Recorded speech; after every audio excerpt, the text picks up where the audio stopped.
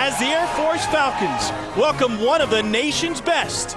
10th-ranked TCU and defensive wizard Gary Patterson come to town with another ace in the hole. This time it's defensive end Jerry Hughes.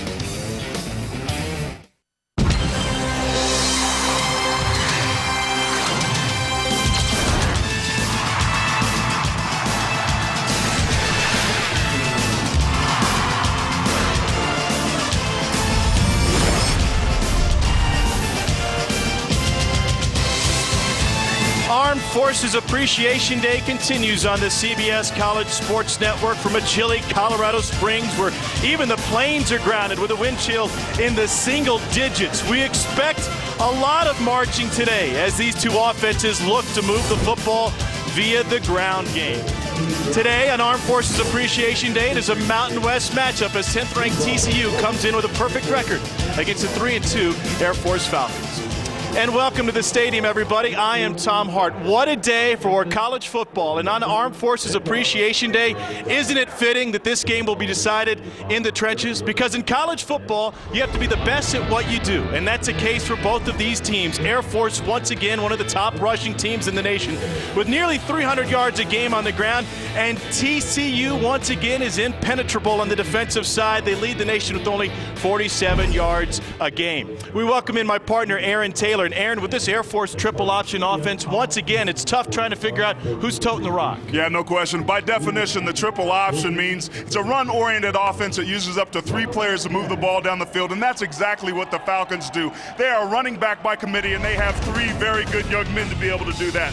Asher Clark's been banged up with a little bit of a shoulder, but when he's healthy, he has tremendous speed where he can run to the outside, and he's also strong enough to be able to smack it up inside. He's complemented by junior Xavier Stevens, who's done a nice job filling in for him, averaging 5.5 yards a carry.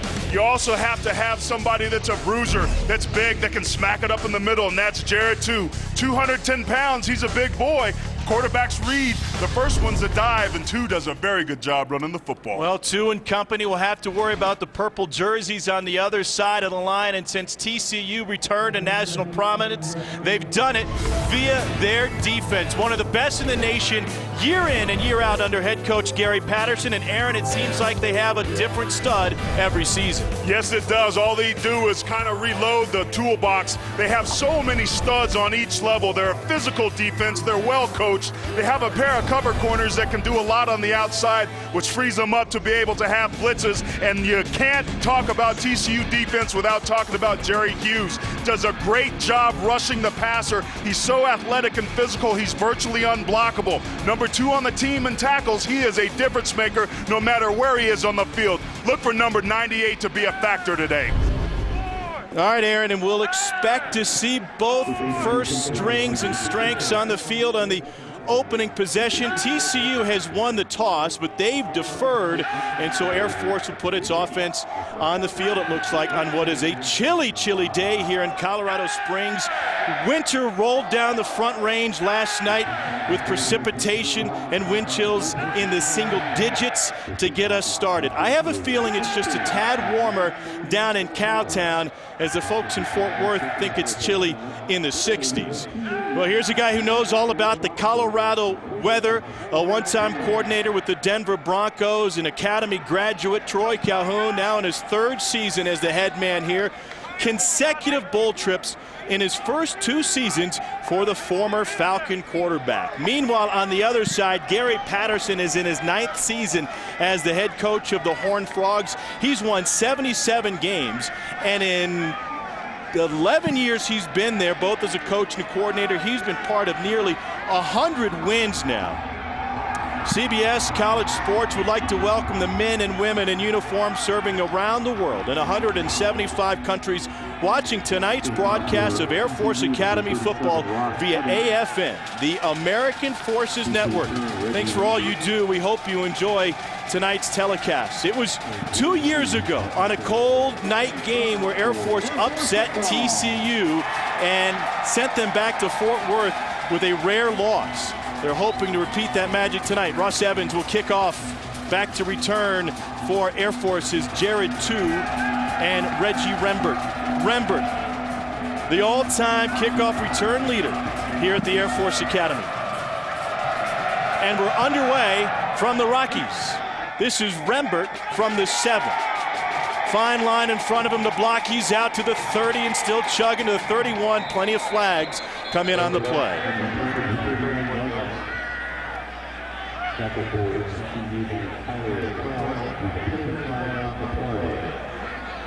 This is a CFO West crew working this Mountain West Conference game.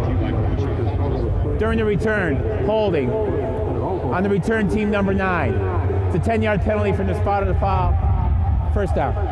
Luke Hyder gets flagged after a good return. Now let's take a look at tonight's quarterback profile, brought to you by 5 Hour Energy.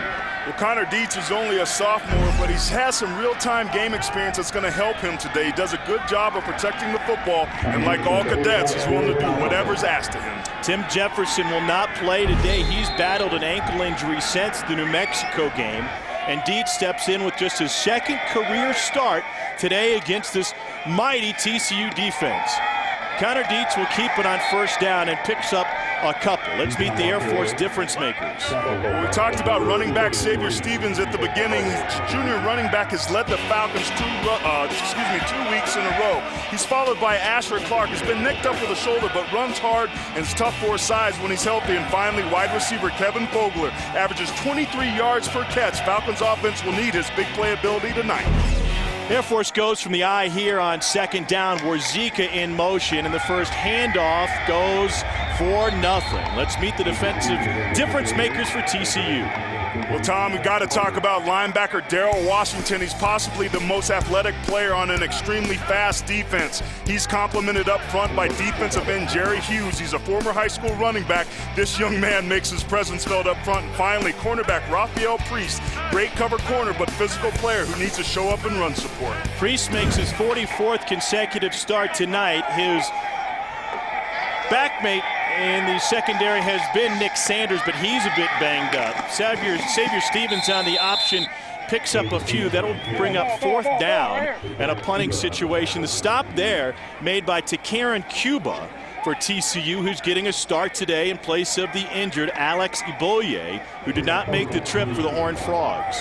4th and 3 for Air Force. They bring on the punter, Brandon Geyer. Well, we saw TCU's great run defense right out of the gate. They do a great job on first down, creating some second and long and third and long situations for the Falcons. Jeremy Curley, the always dangerous return man, back for TCU. Fair catch, taken, lost the football, and it looked like TCU jumped on it. A flag on the play. On the would-be return, the Horned Frogs say they recovered it. Tom, in situations like that, sometimes they just mark where the ball comes out. Do see the referees conferring to see if there was actually a penalty or not. And so 51, Kenny Kane, fell on it for the Horned Frogs. They're a dangerous return team with Curley. Second flag of the day. Illegal block in the back, number 11. It's a 10-yard penalty for the spot of the foul. First down. Marcus Jackson played quarterback last year for TCU. Now he's getting action on special teams, and lucky to have Kane there to fall on the football after the fumble by Curley. And so TCU's offense, under the direction of redshirt junior Andy Dalton, takes over on a bone-chilling night in Colorado Springs. Out of the shotgun, this is a well-balanced TCU attack, and Dalton wants to throw on first down. Over the middle and complete, and a spinning move after the hit by Rembert by Jimmy Young for a TCU first down. TCU has a very balanced offense. They like to run the football. They come and start the game with play action, do a good job rolling out Andy Dalton, and does a great job. Jimmy Young does it, just dragging across the field. Play action is a huge part of this offense. A no-huddle attack for TCU, empty backfield, 5 wide receivers. They're without, by the way, Ryan Christian today, who's back in Fort Worth with a head injury. Now they go underneath to Jeremy Curley, and Curley has a 9-yard rip on first down. Let's take a look at tonight's quarterback profile, brought to you by 5 Hour Energy. Well, junior Andy Dalton's been around the block a few times, so the game has slowed down for him, which is why he always makes good decisions and doesn't panic. Kid's pretty tough and mobile, too. He makes plays with his feet from time to time. Second in school history through the air with 5,515 career yards coming in. Second and short. Ground game works for TCU. This is the freshman Ed Wesley. Let's meet the defensive difference makers now. Well, we just saw one running back, Joseph Turner. This physical runner will hurt your feelings if you try to tackle him high. Wide receiver and kick returner Jeremy Curley is fluid, athletic, and always seems to be getting better each week. And finally, you got to talk about the big uglies up front. Center Jake Kirkpatrick, solid signal caller for an offensive line that'll be matched up against Air Force's best defensive lineman, nose tackle Ben Garland. And Ben Garland over the top is playing with a broken right hand.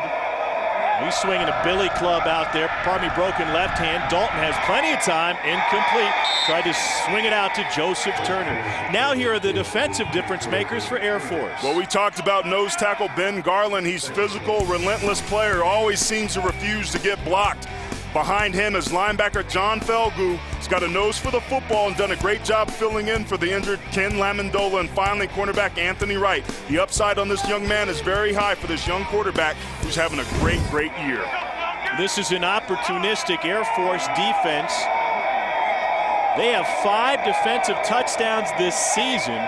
Anthony Wright had one of those on an interception return against Navy. A swing pass on the out pattern, another TCU first down, and that time it's Reggie Rembert forcing the receiver out of bounds.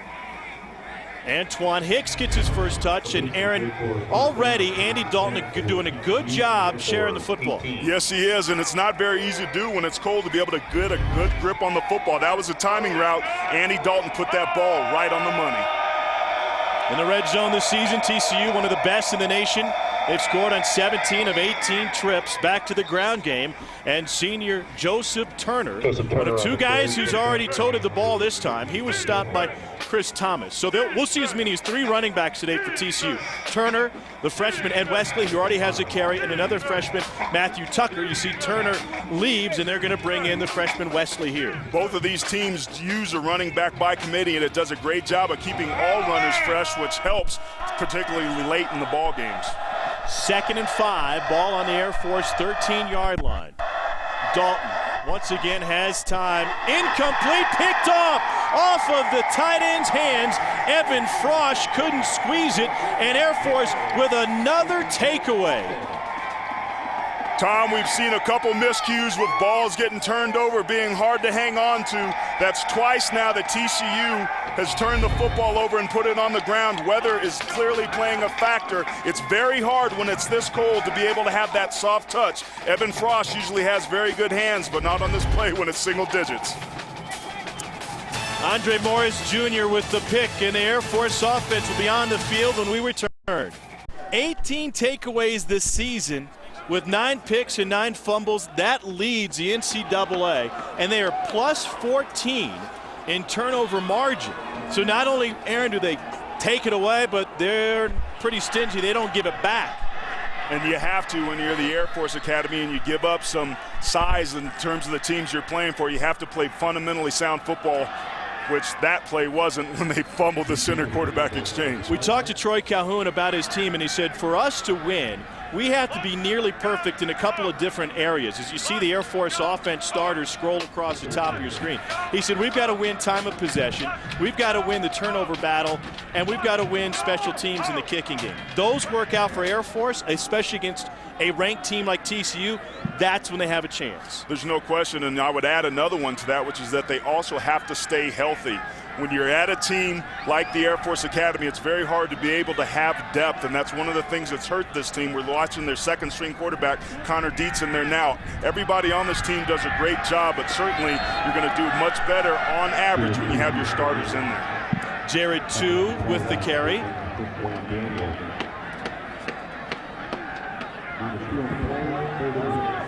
This is something that Air Force wants to avoid. It's very imperative that they have success on 1st and 2nd down. TCU coming in this game talked about wanting to be able to create some 3rd and long situations, and they've got a first one right here. They've converted 44% of their 3rd downs this season. out of the shotgun. Dietz is going to take off on the draw. Good blocking in front of him. And Connor Dietz carries it to the 20 and an Air Force first down. What a story for Connor Dietz, the sophomore from Columbus, Ohio, who last year at this time was playing junior varsity football. Well, Air Force beats TCU at their own game. They spread them out, go 3 wides, get that defense spread out. Connor Dietz does a great job of running up inside on the quarterback keeper, calls his own number, and moves the chains. 1st and 10 for Air Force, their first of the day. Warzika in motion, the fullback on the dive again. Corey Grant with the stop. Connor Dietz was inserted into the lineup in the win at New Mexico when Tim Jefferson went down with a sprained ankle, and he was efficient in leading Air Force to a blowout win against the winless Lobos. Then he had a chance to start the game a couple of weeks ago against San Diego State when Jefferson didn't play. On the season, he's only attempted 10 passes, 1 touchdown and less than 100 yards throwing. But when you're the Air Force quarterback, it's not about throwing the football, although he wants to here. And underneath to two fights his way past to Karen Kuba. Air Force does a really good job of moving the football between the 20s and putting together long, sustained drives, but it's going to be important for them today to come up with big plays. When you're going against a defense like TCU, you don't want to have to put 12 and 15 play drives together, because chances are that somebody's going to make a play. They need to get yardage and chunk, but do that what we just saw, which was keep them off balance as well. And another ball on the ground covered by Air Force. That will bring up 4th down. You see the TCU defensive starters across the top of your screen. And the big change in there has been Jason Teague and to Karen Kuba into the lineup for injured starters. So 2 was able to cover that ball on the ground. And it'll be the 2nd punt attempt for Brandon Geyer. First punt went 40 yards with no return for Jeremy Curley. Curley waves everybody off. This one goes out of bounds. We'll wait and see where they mark it. Right at the 42-yard line. TCU turned it over on its first possession, just like they did last week in the wind and rain at SMU. Defeated right now. We want to know which non-AQ team has the best chance of playing in a BCS Bowl this season. For TCU, text C1. For Boise, text C2 to 88222 now.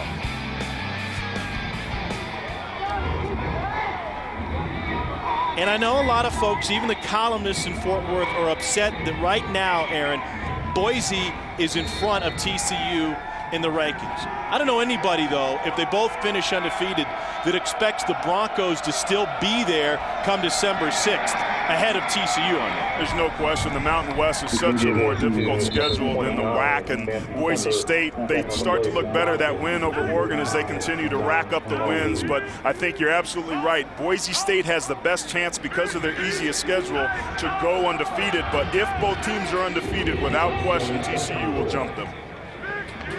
2nd and 3 after, 2nd and 4 after that 6-yard gain on first down on the ground for TCU. They came out throwing the ball on their first possession. Dalton went 3 of 5 for 45 yards. The second incompletion was a tip pass that led to an Air Force pick by Andre Morris Jr.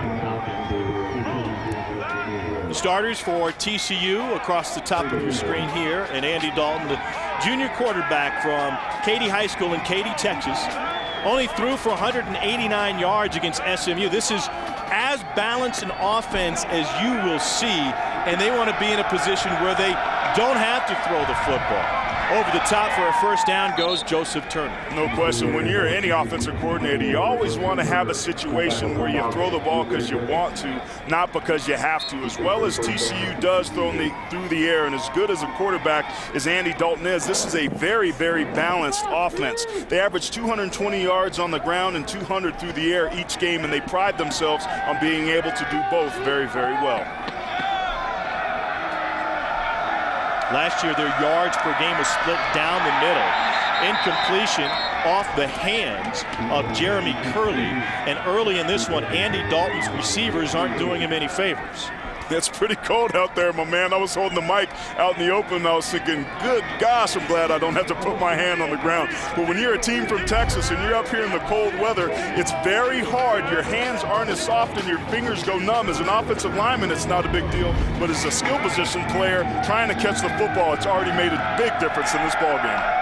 Two-back set here for Dalton, flanked by Wesley and Turner. And this will be Dalton who keeps it. Turner in front of him, and the big redhead scrambles for a first down. So, all right, you played your college ball at Notre Dame. You played for the Packers in the NFL. Do you really think a warm weather team has a harder time at a cold weather site? There's no question. You tell me you're from Atlanta and you were talking about how cold it was going to be from Wednesday. So it was on your mind. So that's absolutely on the players' mind. I remember when we were in Green Bay, any time that we got a chance to play Tampa up in Green Bay in the winter, we knew it was going to be a win.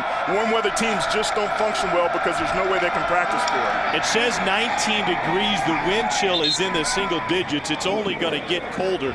We are lucky here today in terms of the Mountain West Conference. We really haven't had much precipitation. Wyoming got hammered with snow today. Colorado State's getting snow. And it just so happens that on the coldest weekend of this young autumn that all three teams in the Front Range are playing at home in the Mountain West Conference today. 2nd and 7 for TCU. Once again, they go with two backs, Turner and Wesley. Hammond Eggers back there, Turner the speed guy, or Turner the muscle guy, and Wesley this young speedster. And a couple of yards over the left side, and that will bring up 3rd down. Now time to go into trenches, brought to you by the United States Marine Corps. Quite a big weight differential. You take a look at TCU's offensive line. Those are some big sandwich eaters over there. And you go over to the other side. They got some height over there for Air Force, but they're giving up quite a few pounds on the defensive line. That's what you're going to want to be able to do. TCU knows that they have an advantage there, at least on the scales. They're going to try and run the football. We've seen Andy Dalton using his feet to be able to add to the run game as well. TCU has already converted its other 3rd down today. Dalton to the air, down the sideline, a fantastic reaction to catch it for the first down by Jimmy Young. Oh, reminiscent of his go-ahead touchdown against Clemson on the road in Death Valley. Jimmy Young does a great job. You see Andy Dalton just putting a little bit of a touch pass here. Great job reacting back to the football, beating Anthony Wright. It's a great cover corner for Air Force, but Jimmy Young doing a good job reacting to the pass. Can Air Force match up on the outside consistently for 4 quarters is something that they're going to need to do. First down in the red zone again. And a push towards the line for Joseph Turner, and he's stopped at the 1. Jimmy Young came into this season as their leading returning receiver. They love him down in the red zone, even though he's on the sideline right now for TCU. We talked with Gary Patterson about Jimmy Young this season. He said, I'm not concerned that his numbers are down. We got plenty of guys who can pick up the slack. And the ground game is there. Joseph Turner with his 6th rushing touchdown of the season. Well, when you get down into the red zone and you got that weight advantage, that's where you want to kind of throw it around. That was just an inside zone play. Joseph Turner knew he didn't have very far to go, and like a smart running back, just gets behind those big old bodies and puts it across the goal line for the touchdown. That's like me and you walking to the stadium in the wind. I know how to get behind the big guy. How come everybody drafts me? Ross Evans on to attempt the extra point for TCU. And he bangs it through. So TCU bounces back from its first possession red zone turnover. And Joseph Turner gets the 10th-ranked Horned Frogs on the board. Armed Forces Appreciation Day continues from the United States Air Force Academy in Colorado Springs.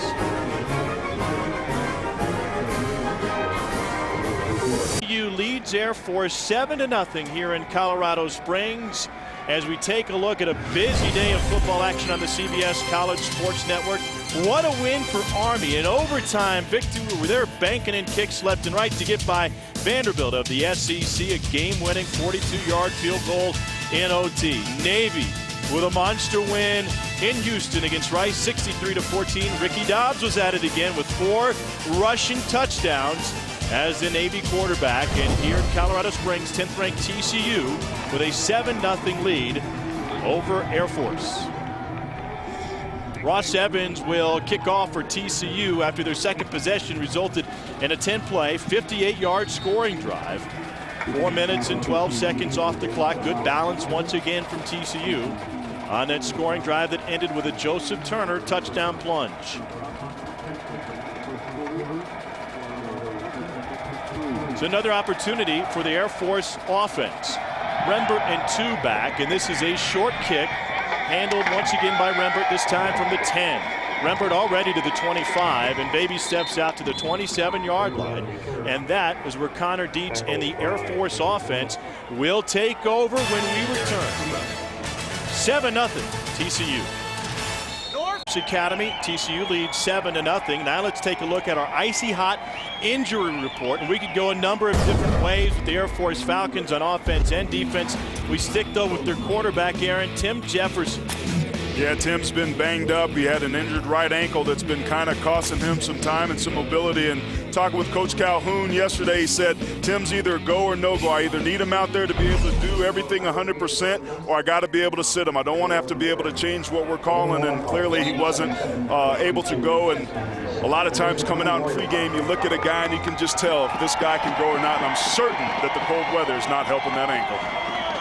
Injured the ankle originally against New Mexico. Got it banged up and missed a series in Annapolis against Navy.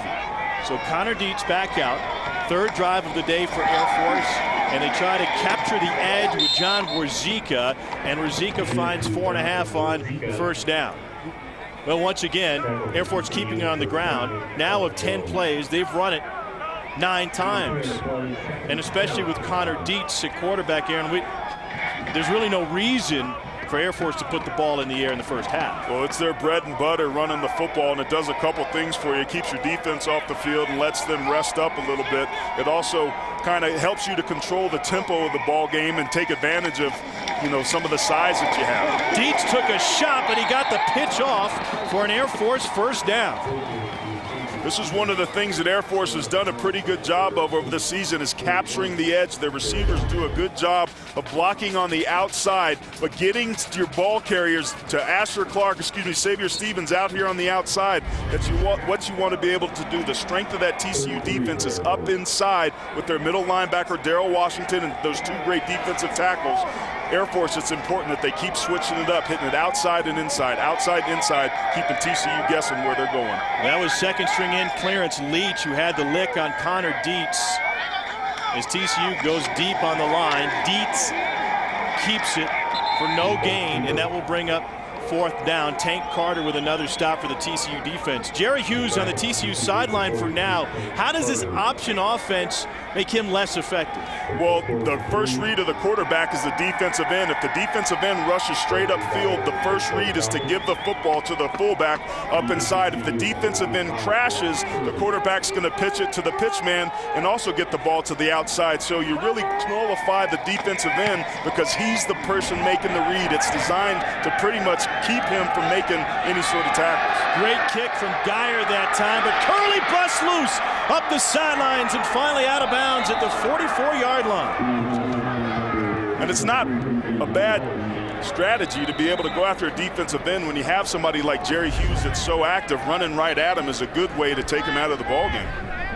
This was Curley, who had a punt return for a touchdown against SMU last week. That was the first for TCU since the 2002 season. That was an 89-game stretch without a punt return touch that was snapped in the rain in Fort Worth. And this was the turnaround play that got TCU back on track. It gave them the lead, and they would escape their rivals and come away with the Iron Skillet with a 39-14 victory against SMU. He's one of the best in the nation in punt returns.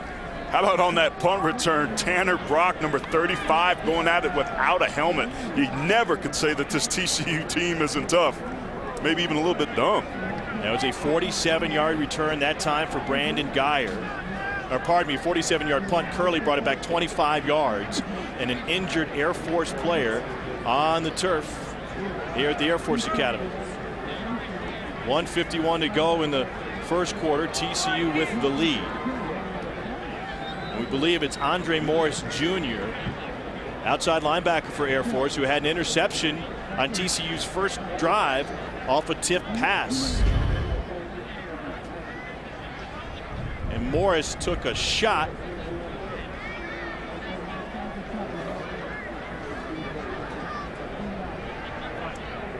Right there and looked like a clean hit. Seen so many helmet-to-helmet injuries and guys going after guys' heads, whether intentional or unintentional. That looked to be a pretty clean shot, but that's been something that's really kind of taken precedence this year. It's been uncharacteristic, a lot of injuries. Ryan Christian for TCU took a helmet-to-helmet hit against SMU last week. He didn't make the trip this week. And, of course, Mr. College Football, Tim Tebow, was lucky to have an off week after his violent collision and concussion. What's your take on when it comes to head injuries and the opportunity to run him back out there tonight against LSU? Well, I think it's great, and I think it also means that without question he's got to be healthy. When you're dealing with a neurological issue, there is no room for error. You never, ever want to jeopardize a player's health, either in the short term or long term. Sure, football's a tough sport. You got to go out there and play healthy, or play injured rather, but when you have a situation where you have a brain bruise and you can have long-term neurological conditions, it's something that you just don't want to play with. So I'm happy to hear that he's back out there. That probably means that he's healthy and been cleared by the doctors. All right, so the Air Force training staff will continue to look after Andre Morris Jr. We'll step away for a timeout here. Okay, as they bring out a backboard and a stretcher to get Andre Morris Jr. off the field after a nasty collision on the punt return by Jeremy Curley.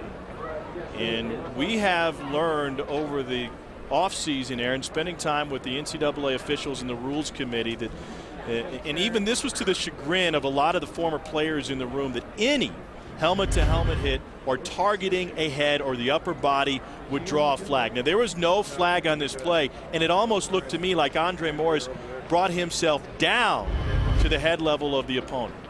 Yeah, and it was one of the things that the defensive players complain about, because they feel like it takes away their ability to be aggressive. But what they're trying to do, the intention of it, regardless of the intended or unintended consequences, is to be able to eliminate injuries. You see here the players on the sideline and the coaches huddled around him, giving Andre Morris Jr. a round of applause. And it just, football is a game that's a tough game. You have to use a lot of courage and a lot of stamina and a lot of different things necessary to dig deep to play the game, but it doesn't come all the time without consequences, Tom, unfortunately. All right, he's sitting up now and not on the backboard, and that is certainly good news. They have his helmet off, and he is at least responding to the training staff here at the Air Force Academy. So it seems to be getting better and better for Andre Morris Jr., who finally comes to his feet right in front of the TCU bench.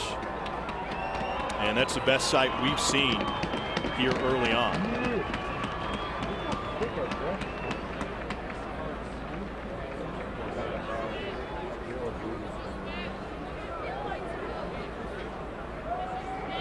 Anytime you see a football player walking off on his own accord, it's a good thing.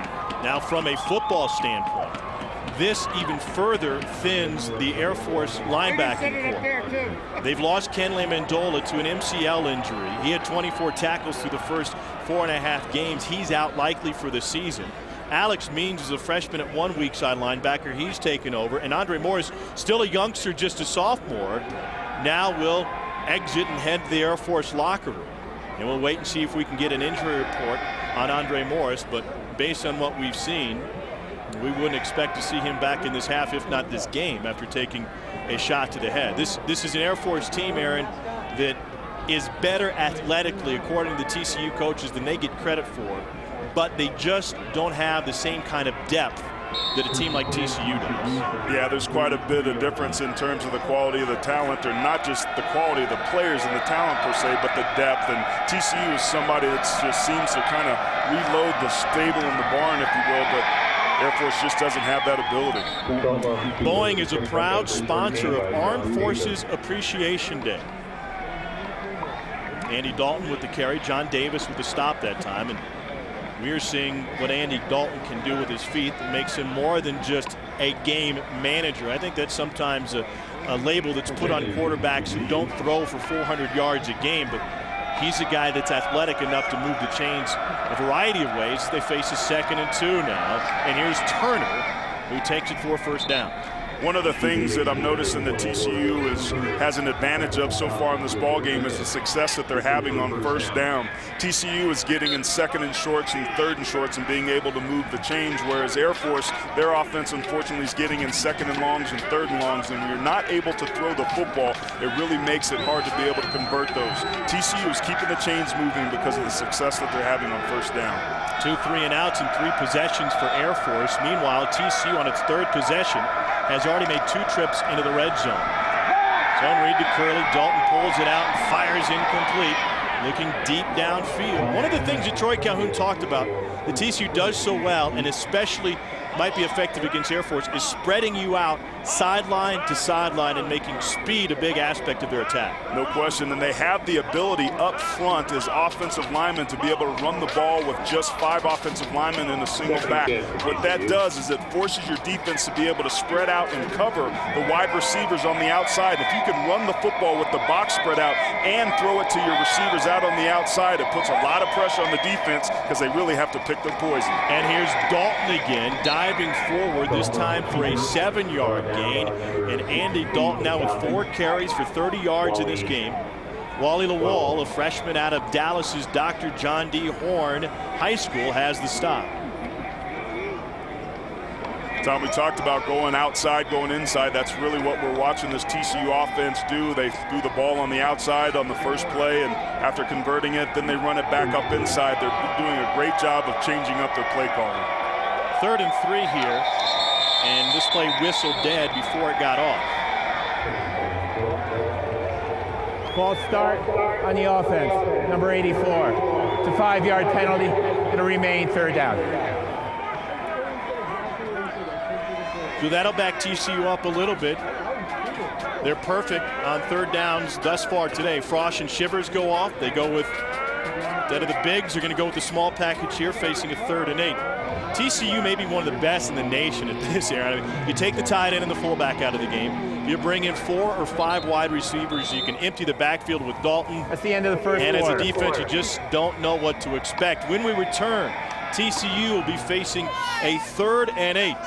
That's the end of the first quarter from the United States Air Force Academy with the score TCU 7, Air Force nothing. You're watching Armed Forces Appreciation Day on the CBS College Sports Network. 10th-ranked TCU leads Air Force as we start the second quarter. A special presentation before the game as our Ross Malloy escorted Chad Hennings onto the field, where he was presented with a game ball that isn't your typical game ball. Welcome back to the booth. Tom Hart and Aaron Taylor, joined by an Outland Trophy winner, Super Bowl champ Chad Hennings. Chad, thanks for being with us. Let's learn a little bit more about this football now. Tom, this ball made it all the way over to Bagram Airfield in Afghanistan, and a lot of the guys were able to play with it. It was in some of our new MRAP vehicles, our mine-resistant armor personnel vehicles, and made it all the way back here to the Air Force Academy. It actually got ran over by an MRAP, showing the resiliency of a typical Air Force football. This is what happened when it was overseas. Playing catch with a little bit of guys up in the turret. Let's get him involved too. They just couldn't avoid it getting run over. That's right, and it spit it back out and made it all the way back here. So those things can withstand IEDs, but it can't withstand an Air Force football. You know, it has something common with you as well. It went overseas, spent some time in theater, came back and played some football. What a journey for you after finishing your Air Force playing career to go overseas to serve our country, then come back and seemingly not miss a beat playing the NFL. I was very fortunate. A lot of it was due to my training that I had here at the Air Force Academy. A lot of the things about the essence of commitment, paying attention to detail, etc. So I was very fortunate to be able to fly A-10s, fly 45 missions into northern Iraq, and then also be able to play for a Super Bowl championship, Dallas Cowboys. Oh, I got one I had too. to get one. I got one too. And talk about that, Chad, because you had kind of a circuitous route. You left and went into the real world first, and then came back into the NFL. Do you think that helped you, give you some real world perspective when you were playing? Aaron, that is one of the exact same things that I kid a lot of my teammates with, that I had a real job before I came to play in the NFL. So it was very fortunate, and I was able to share a lot of those experiences with my teammates, and at times they were more intrigued about that time that I had in the Air Force flying jets than they were about my football experience. Now, they say to fly a jet, you got to kind of be small, but clearly, what'd you fly, an A-10.5? I had an A-10. It was basically a flying tank. You'd love it. It was a lineman's dream. And the whole plane was designed to kill tanks and to shoot armored personnel carriers, but I had received waivers for my height and weight to be able to fly. I'm the only guy in the booth without a Super Bowl ring, and for good reason, because these guys are a lot bigger than me. What we're going to set up today, we had an idea that I would be the quarterback, and Aaron would try to protect me against a rushing Chad Hennings. I don't know if that's a great idea because I want to stay on my feet. Well, I'll tell you what, I'd probably blow a hamstring in this weather anyway. So. Fantastic punt down at the 1 yard line, and that's where Air Force takes over. Take a look at what Chad Hennings was able to accomplish as a monster on the defensive side of the football for Air Force as an undersized tight end coming out of little small town Iowa. You showed up and boy, I guess you could say you blossomed. 24 sacks in one season. I said that number to Aaron earlier today, and it really blew his mind.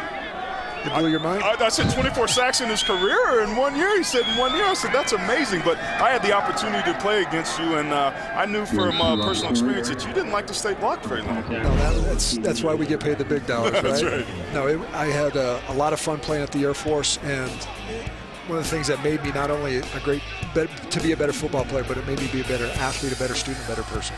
You know, you played with so many great guys and guys who have gone on to accomplish so much. And every time we come to Air Force and do a game here, Troy Calhoun loves to talk to us about the accomplishments of these guys afterwards and how Air Force prepared them to serve and to serve their country and then to serve their communities when they're finished. You know, the guy that we always talk about is Scott Thomas, better known as Spike, who was shot down in southern Iraq.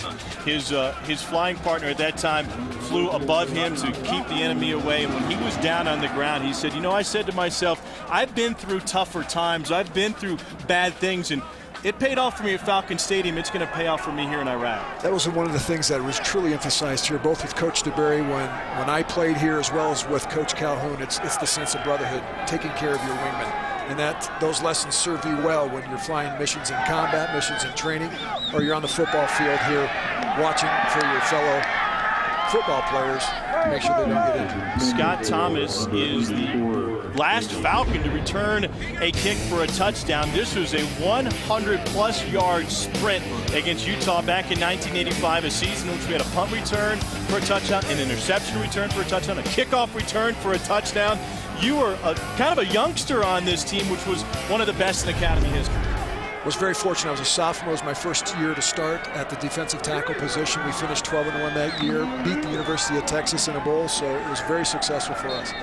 Talk about how difficult it is not only to be able to be a cadet here at the university, but also to be able to manage football, to give people a sense of how difficult that is and how many responsibilities you guys have. One of the greatest lessons that we learn is the essence of maintaining a balance, to be able to prioritize your tasks.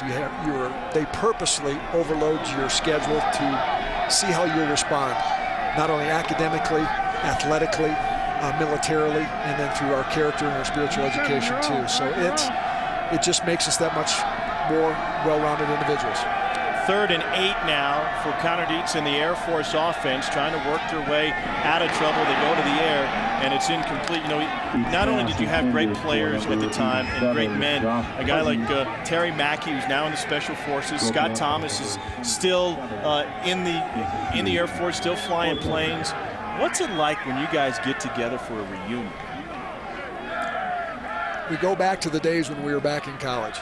You know, you go back and you start to relive those old memories. For example, when we were on this field back in 1985 when Terry Mackey blocked a field goal against the former person sitting to my left here's team, Notre Dame, and to beat them for the 4th straight year in a row. Those types of memories is what we recall. 4th punt of the game for Geyer. Curley will back off of it, and TC will have another opportunity. So we'll continue with Chad Hennings up in the booth as Armed Forces Appreciation Day continues from the United States Air Force Academy. TCU back on offense after this. 7-0, 10th-ranked TCU leads Air Force. 11:48 to go in the second quarter. Let's take a look at tonight's LG Game Day moments.